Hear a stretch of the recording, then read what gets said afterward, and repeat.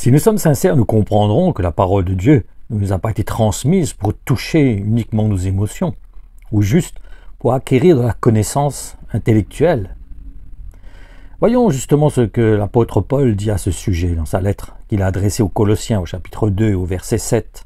Il nous est dit « Plongez vos racines en lui, construisez votre vie sur lui, restez solidement dans la foi qu'on vous a apprise et remerciez Dieu avec beaucoup d'ardeur. » En effet, l'évangile ne doit pas avoir le même effet sur nous que celui que peut avoir un film par exemple, parce qu'il ne change pas notre vie. Un film ne va pas changer, ne va pas nous transformer. Il ne va pas nous emmener à éveiller notre conscience et emmener notre conscience à vraiment réaliser notre condition, notre état et avoir envie de transformer. Ou encore celui du témoignage d'une personne, même si celui-ci est émouvant. En effet, certains témoignages peuvent nous toucher et peut nous emmener à même pleurer peut-être. Mais cela ne va pas spécialement changer nos vies, transformer notre vie. Alors que l'évangile, lui, il doit prendre racine dans notre cœur, jusqu'à nous emmener à ressembler de plus en plus à Jésus-Christ. C'est l'œuvre qu'il doit accomplir dans notre cœur. Il doit nous emmener à éveiller notre conscience, à éveiller notre esprit, à être sensible à l'Esprit de Dieu qui veut nous emmener à connaître Jésus-Christ et à nous approcher de Jésus-Christ afin d'être comme lui. Et nous sommes comme un sarment qui était greffé sur le cep, qui bénéficie à partir de ce moment-là de la vie du cep.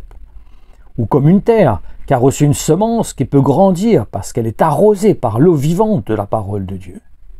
Lisons pour cela l'exhortation qui nous est adressée par Jésus-Christ sur la semence qui est jetée dans différents types de terrains et qui se trouve dans l'évangile de Matthieu au verset 13 et du verset 3 à 9 et 14 à 16.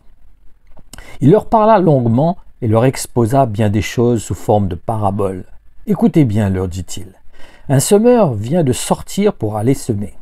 Pendant qu'il répand sa semence, une partie des grains tombe au bord du chemin. Les oiseaux viennent et les mangent. D'autres tombent sur un sol rocailleux, ne trouvent qu'une mince couche de terre, ne tardent pas à lever parce qu'ils ne trouvent pas moyen de s'enraciner profondément dans le sol. Mais quand le soleil monte haut dans le ciel et qu'il darde ses rayons, les petits plants sont vite grillés.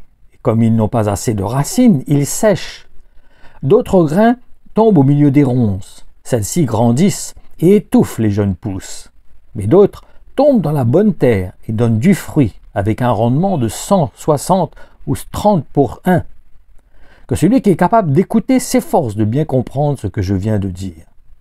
En eux s'accomplit cette prophétie d'Ésaïe. Vous aurez beau entendre toutes vos oreilles, vous ne comprendrez pas. Vous aurez beau voir de vos propres yeux, vous ne saisirez pas. Car le cœur de ce peuple est devenu insensible. Ils ont fait la sourde oreille, ils se sont bouchés les yeux, de peur que leurs yeux ne voient et que leurs oreilles n'entendent, de peur que leur cœur ne comprenne et qu'ils aient à se convertir, en sorte que j'aurais pu les guérir, dit Dieu. Vous par contre, vous pouvez vous estimer heureux, parce que vos yeux voient et que vos oreilles entendent. Qu'est-ce que les disciples, justement, ont vu? Qu'est-ce qu'ils ont entendu? Ce sont la parole qui sortait de la bouche de Jésus-Christ, qui les enseignait. Car il disait, cela vous est révélé, les paraboles vous sont révélées, alors que le monde ne s'est pas révélé au monde. La parole nous est révélée à partir du moment où nous nous identifions à Jésus-Christ par le baptême, que nous nous unissons à Jésus-Christ, que nous prenons cette décision de suivre le Seigneur et de devenir un disciple de Jésus-Christ.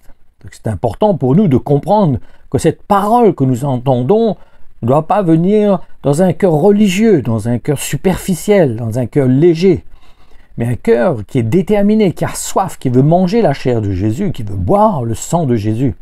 Nous devons vraiment nous identifier à lui, dans sa mort, dans sa résurrection. Donc il y a quand même une attitude de foi. La foi doit se manifester par des œuvres, par des actes. Autrement, ce n'est pas de la foi, c'est un langage.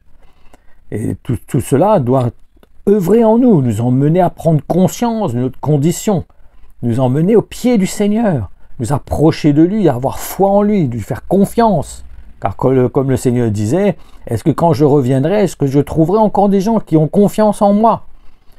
Donc c'est important pour nous de comprendre que nous avons quand même besoin d'avoir une attitude dans notre cœur, une conscience éveillée, une conscience qui réalise sa condition, son état, et qui veut être éveillé, qui veut remettre sa vie entre les mains du Seigneur, et qui veut être sensible à l'Esprit de Dieu, qui lui parle, qui l'interpelle, qui veut l'emmener à prendre conscience de sa condition de pécheur, et sortir de cette condition, ne pas rester dans la condition de pécheur, mais nous emmener vraiment à nous approcher, devenir un à Jésus-Christ, de faire qu'un seul avec Jésus-Christ. Voilà, donc c'est important pour nous de considérer cela, de considérer l'attitude dans laquelle nous avons besoin d'être constamment, pas seulement un jour, mais de tous les jours, avoir cette attitude dans notre cœur d'être un vrai disciple qui cherche la volonté de son maître, qui veut plaire à son maître. Que le Seigneur vous bénisse, que le Seigneur vous encourage, vous fortifie par sa grâce. Soyez pleinement bénis.